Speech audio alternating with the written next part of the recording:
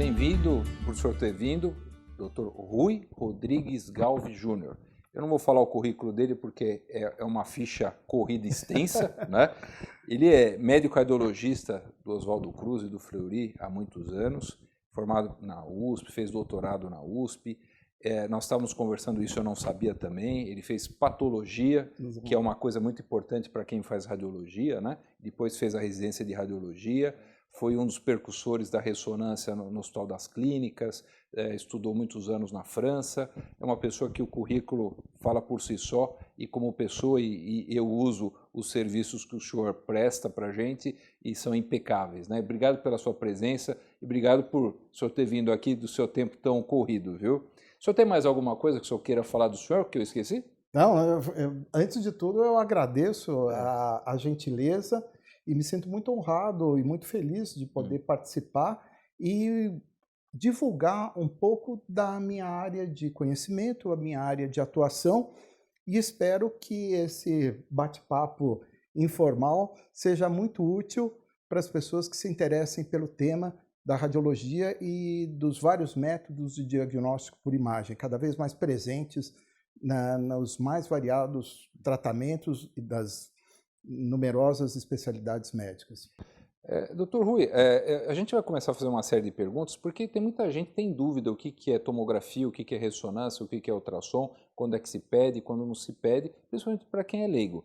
E hoje a gente tem visto que a medicina, até pela formação que nós estamos tendo hoje em dia, as pessoas deixaram de conversar, fazer exame físico e estão mais dependentes do método de imagens do que era antigamente, que é uma evolução natural mesmo da medicina atual, né? E aí aquilo que a gente sempre fala, se eu peço algo, eu tenho que saber interpretar esse exame. Então, muitas vezes, se pede exame e não se sabe interpretar, até por uma formação incompleta. Então, a gente precisa depender de pessoas muito graduadas como o senhor, para que a gente tenha uma imagem e um diagnóstico preciso para ajudar a fazer as nossas condutas. Então, eu queria fazer umas perguntas para a gente entender. Então, por exemplo, o que é uma tomografia? Bom, então nós vamos falar sobre métodos de diagnóstico por imagem.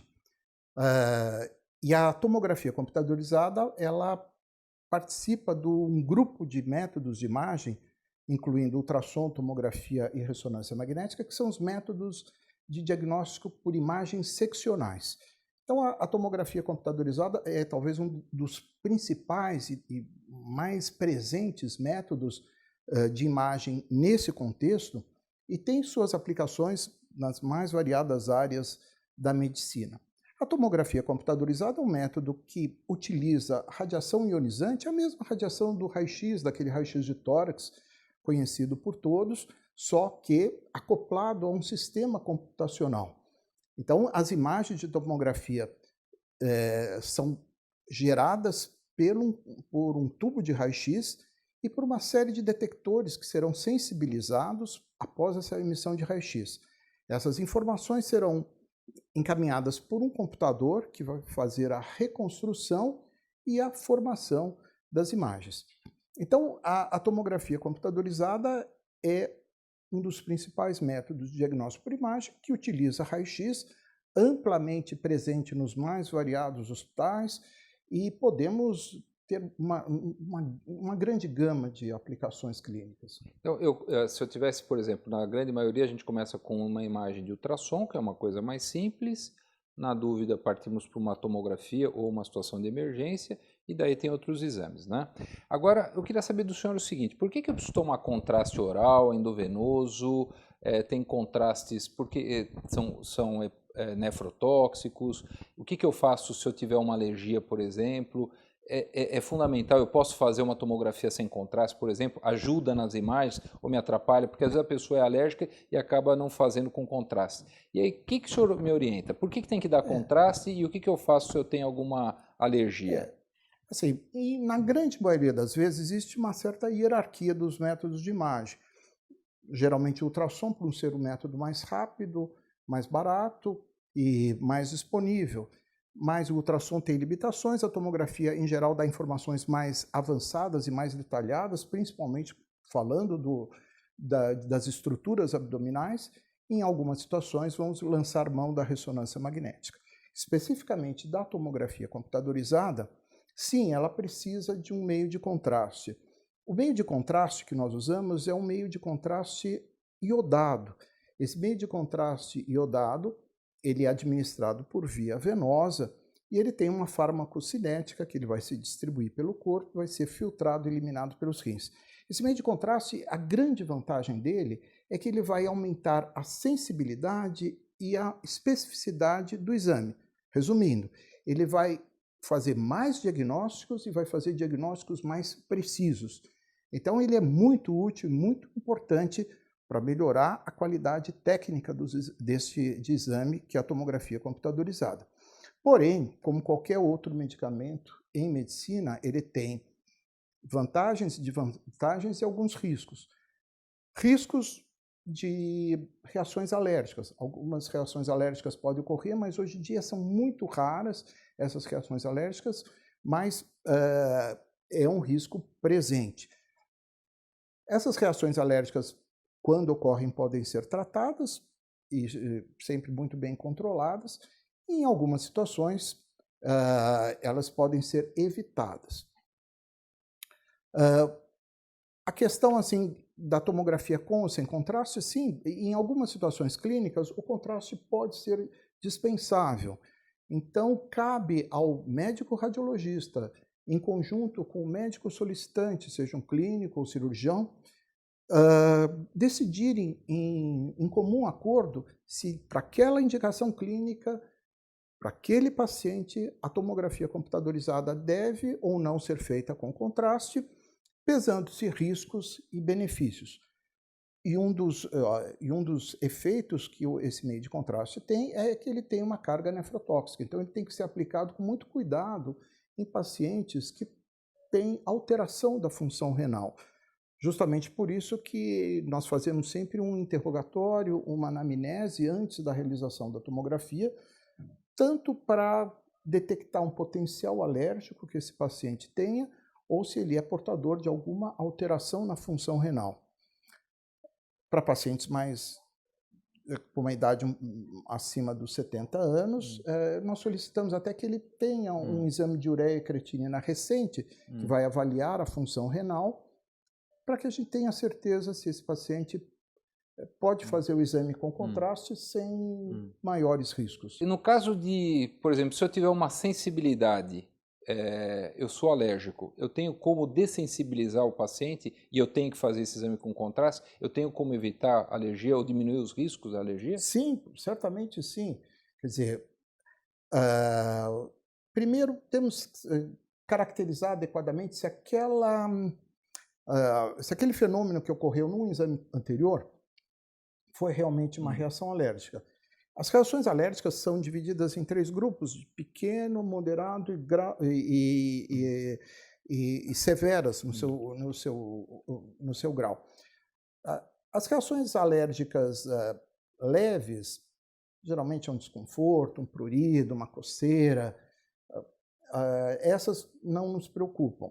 Já reações alérgicas de maior gravidade, que podem chegar a um edema de glote ou até uma hipotensão severa e eventualmente até uma parada cardíaca, essas inspiram um cuidado muito grande. Então, pacientes que têm um histórico pregresso de reações alérgicas muito graves, eles devem se evitar, porque nem sempre a dessensibilização é eficiente. Agora, se a reação for de grau leve ou moderado, geralmente uma dessensibilização 12, 24 horas precedendo o exame, combinando-se corticosteroides com antihistamínicos, na grande maioria das vezes dá uma cobertura e uma segurança adequada para se fazer a realização do exame. Nesses pacientes que têm um histórico pregresso de uma reação muito grave, ou além da dessensibilização, se o exame for fundamental, deve-se fazer em ambiente hospitalar e com acompanhamento de um anestesista. Perfeito. Também deve-se considerar alternativas à tomografia computadorizada. Em algumas situações, podemos fazer, em vez da tomografia, fazer a ressonância magnética, que é um exame que usa princípios físicos diferentes e mesmo quando utiliza-se contraste, é um outro medicamento, o contraste da ressonância magnética. E esse não apresenta reação cruzada com o contraste iodado da tomografia. Então, é uma alternativa para se oferecer a mesma acurácia diagnóstica sem expor o paciente Há riscos a um risco maiores. de uma alergia de maior gravidade. Doutor Rui, quantas tomografias eu posso fazer por ano? Porque às vezes a gente vê paciente com 7, 8 tomografias, às vezes até desnecessárias, né? E lembrando que é algo radioativo. Quantas eu posso fazer por ano? Para o abdômen, do aparelho digestivo? Isso é um dos temas mais controversos e mais polêmicos da radiologia. E existe um debate constante nos fóruns internacionais, nos periódicos especializados, mas a gente usa como respaldo as orientações do Colégio Americano de Radiologia. O Colégio Americano de Radiologia fala em torno porque a dose da radiação ionizante que é aplicada, que é usada na tomografia computadorizada, é medida numa unidade chamada millisievert. Calcula-se que uma tomografia de abdômen tenha de 5 a 10 millisieverts. E o Colégio Americano de Radiologia propõe que, com segurança, a pessoa receba ao longo da sua vida, não em um ano, mas ao longo da sua vida, em torno de 100 millisieverts. Seria ao torno de 20 tomografias na vida. A gente sabe muito bem que em alguns pacientes, principalmente pacientes portadores de doenças graves, algumas doenças oncológicas ou pacientes que têm um pós-operatório com complicações seriadas, eles serão submetidos a um número maior de tomografias. Então, cabe se pesar riscos e benefícios. Quer dizer, existem probabilidades dessa radiação ionizante, em algum momento, desencadear uma mutação genética e, consequentemente, o aparecimento de uma neoplasia. Mas também sabe que essa mutação genética pode ter uma expressão depois de 20, 25 anos. Então, se for uma pessoa de 70 anos, a probabilidade dessa radiação ionizante ter algum impacto e aumentar o risco é muito pequeno do aparecimento de uma neoplasia. Diferentemente em crianças e jovens, adolescentes, que eles terão toda a vida pela frente. Então, o risco é maior nessa situação. A informação é importante, porque às vezes se pede muita tomografia e você tem métodos alternativos. Ultrassom ou ressonância que não usam a radiação. Tanto. Por exemplo, inclusive alguns guidelines, alguns protocolos de segmento para algumas doenças crônicas, principalmente doenças tumorais, eles sugerem que aquele paciente vai ser seguido por 5 anos, fazendo exames periódicos a cada 6 meses ou a cada ano.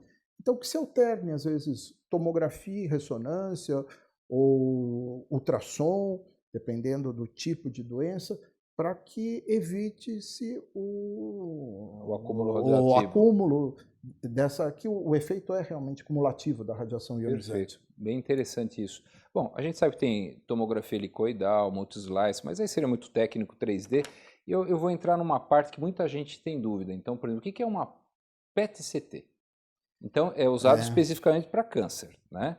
Então, o PET-CT é um exame relativamente novo. Aqui no Brasil, eu imagino que o primeiro aparelho de PET-CT aqui em São Paulo foi instalado há uns em torno de 15 anos atrás, ao redor disso. Então, é um exame, é um método de diagnóstico relativamente novo.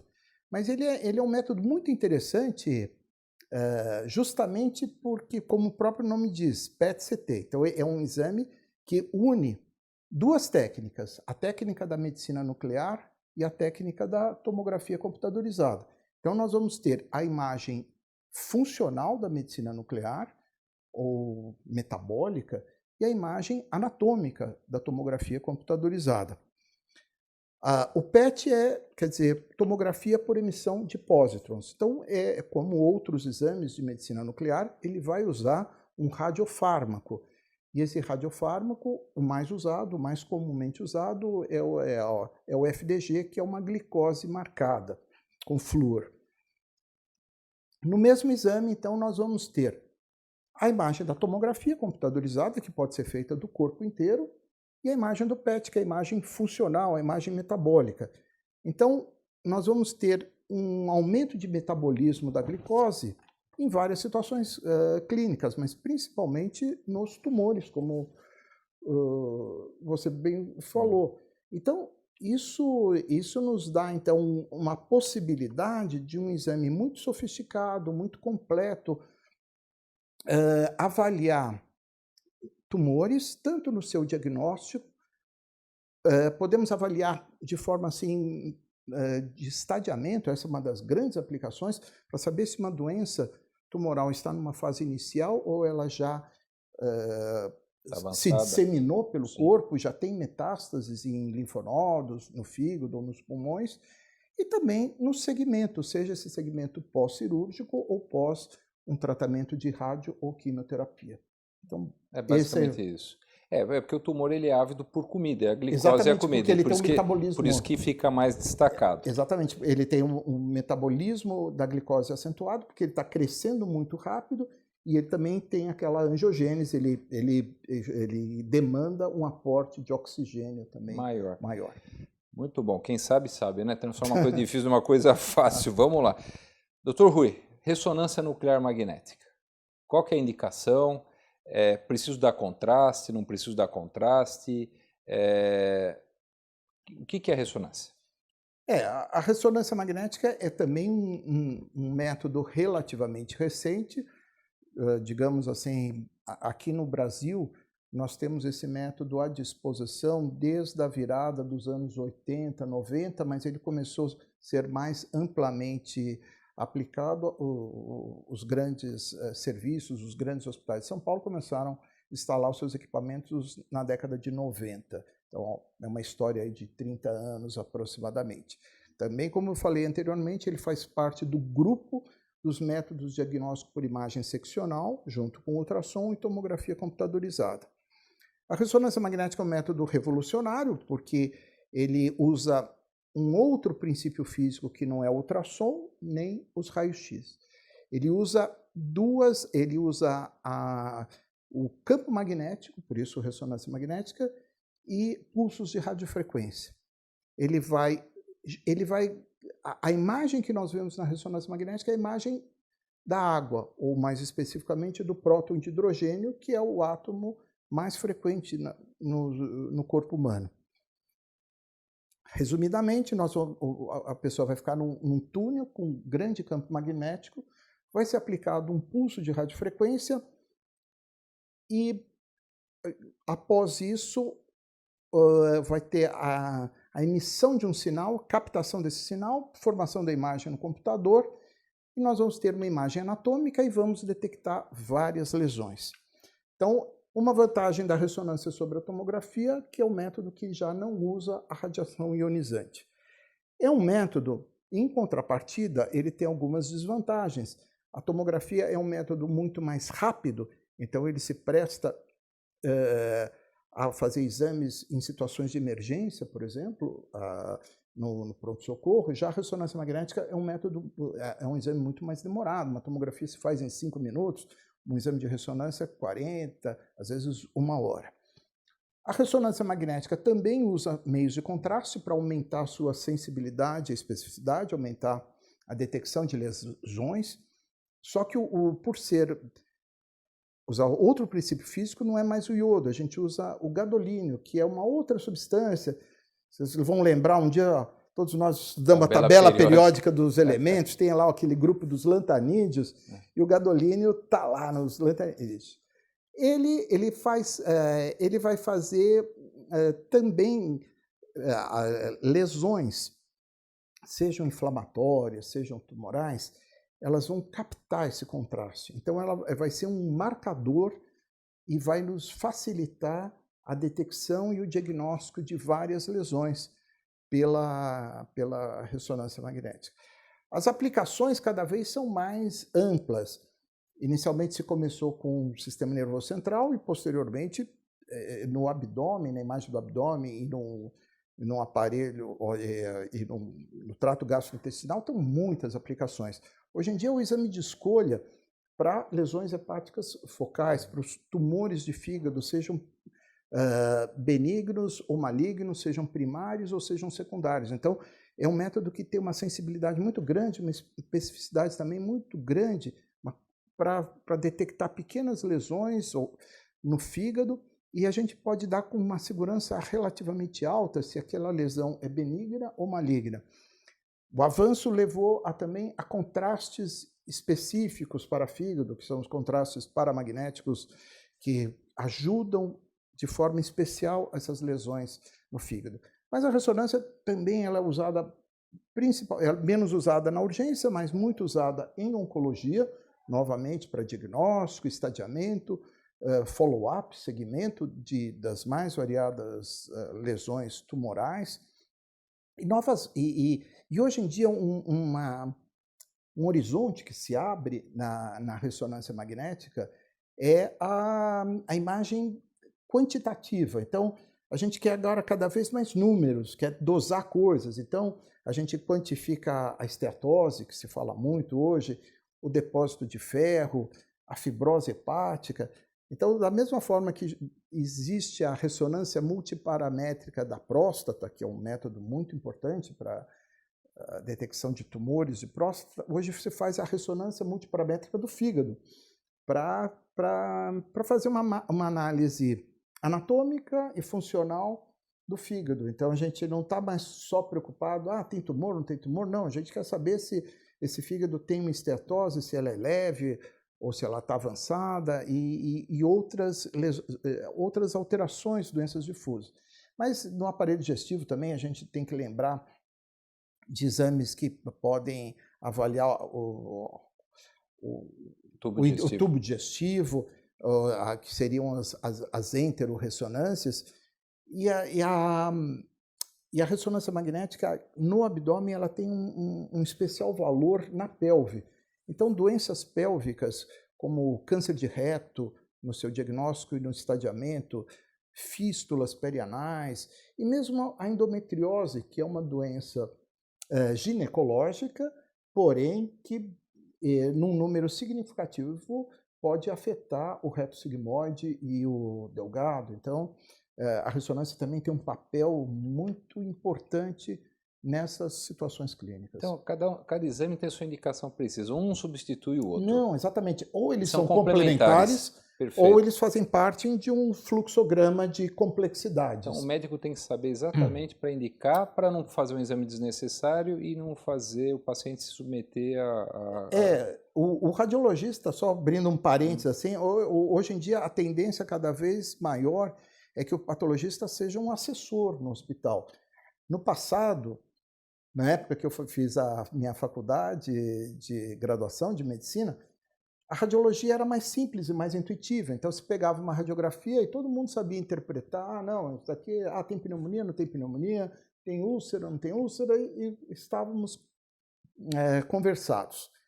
Hoje em dia, com a complexidade de métodos e com todas as vantagens e desvantagens, e também na busca de se oferecer o melhor ao paciente, com o menor custo possível, então o radiologista ele é um assessor do corpo clínico do hospital e que ele tem e deve estar disponível para discutir os casos e buscar as melhores soluções de forma individualizada e objetiva. Agora, ele tem algumas contraindicações. Por exemplo, se eu tiver algum metal no corpo, o metal, quando a gente fala, é ferro. Os outros metais podem. Por exemplo, se uma mulher tiver um DIU, ela pode fazer? Pode. Que é cobre? Então, exatamente.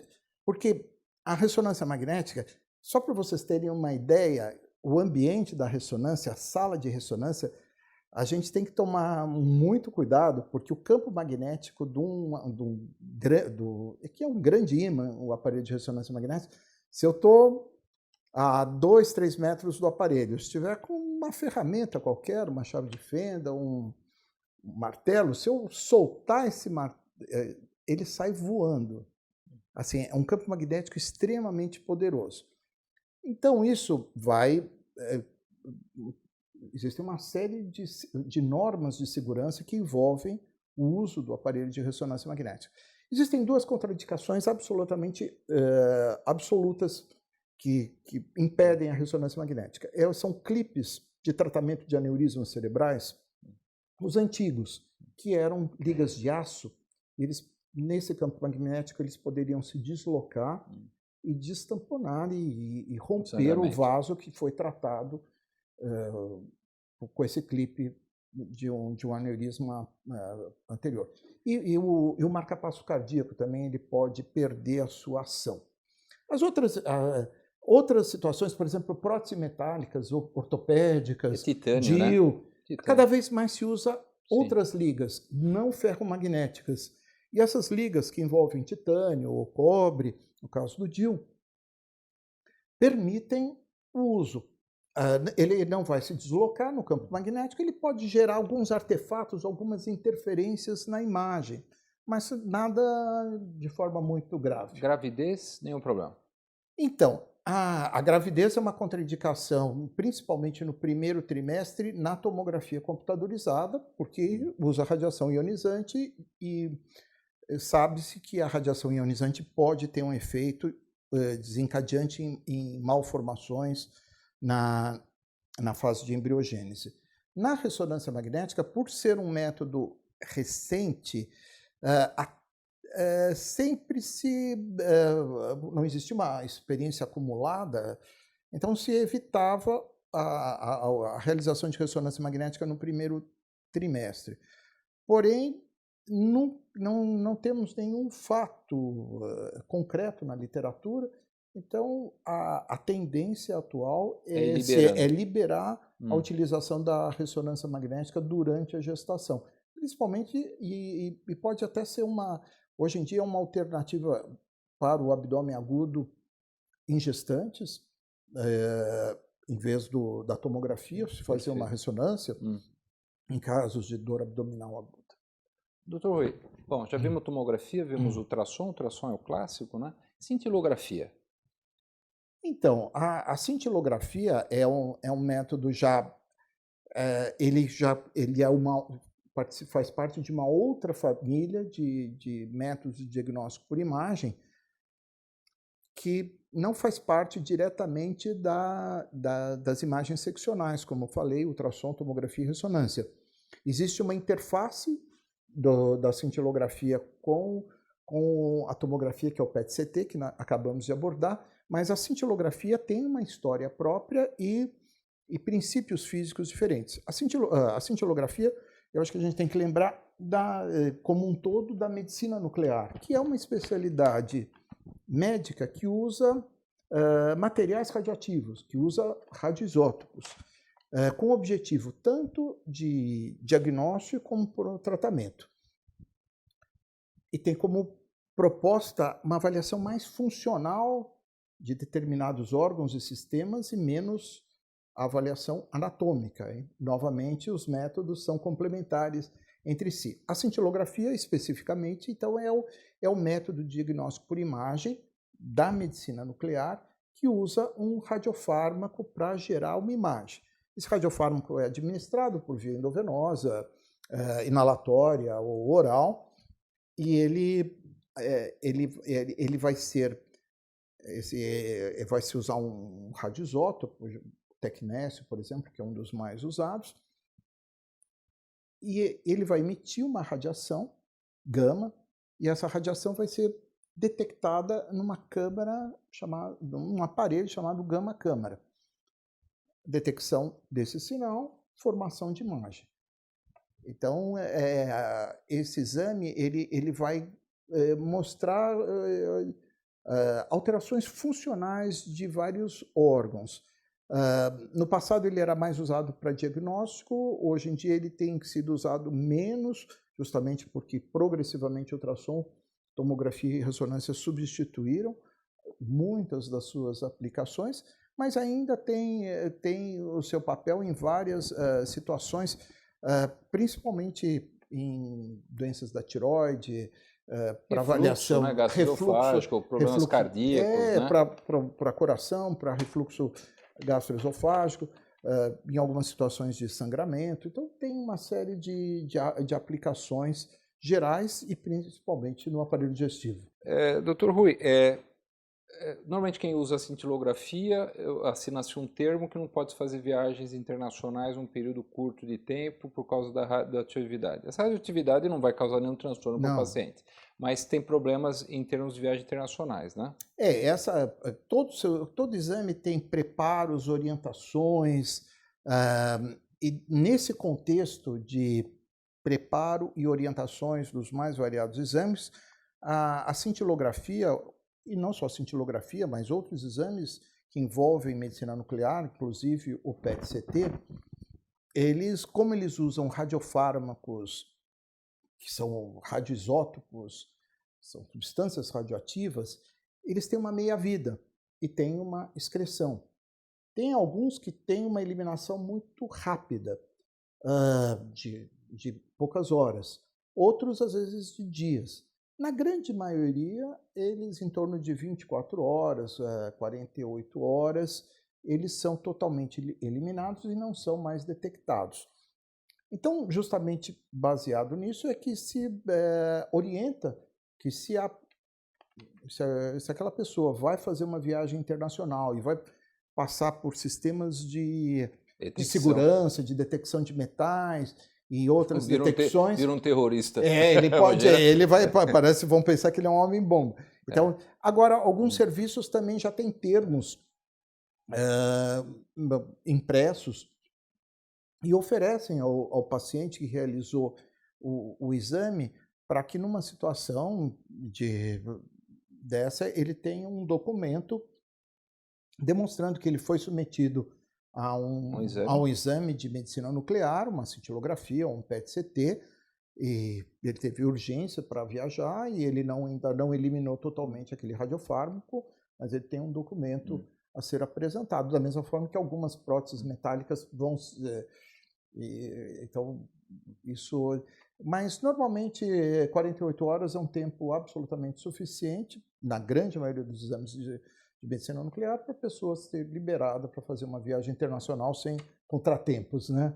Perfeito. Agora, aproveitando para finalizar, eu acho que todos esses exames eles têm possibilidade de fazer intervenção, né? Então a gente faz imagem de tomografia e outras coisas, e a gente com ultrassom a gente consegue drenar pus, a gente consegue fazer biópsias, consegue colocar catéteres. Mas assim, como nós estamos com caráter educativo aqui, sim, uma coisa que é comum no consultório. Libone, eu vou fazer a ressonância, eu sou claustrofóbico, não consigo ficar dentro daquele tubo, existem lugares que são abertos.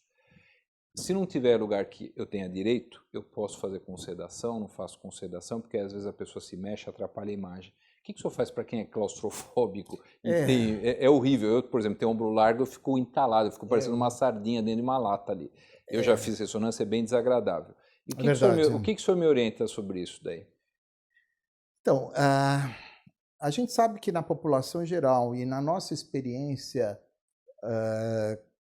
já acumulada de uns 30 anos aproximadamente da prática da ressonância. É pouca coisa. Assim.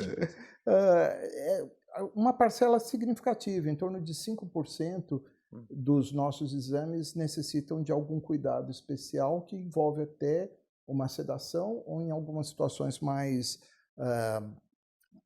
de maior gravidade, de maior intensidade da claustrofobia, o paciente ser submetido a uma anestesia geral.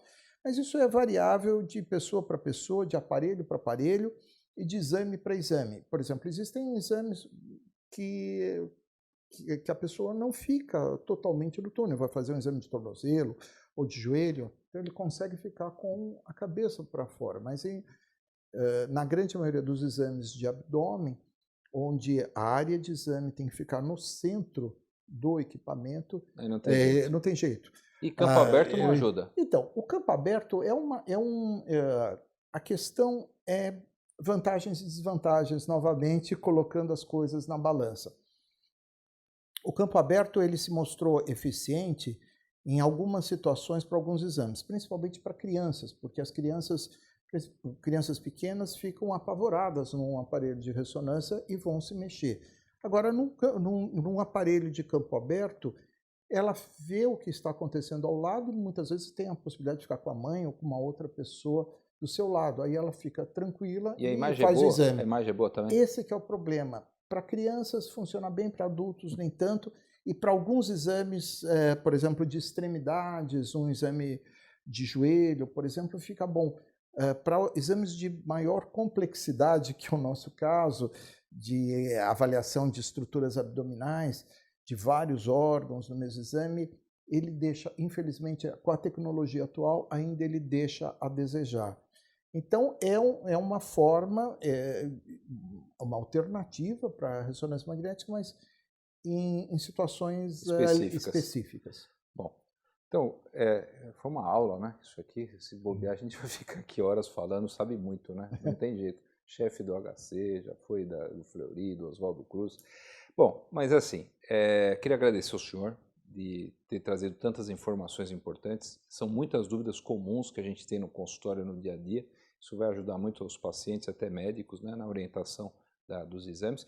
E uma informação importante que o senhor falou.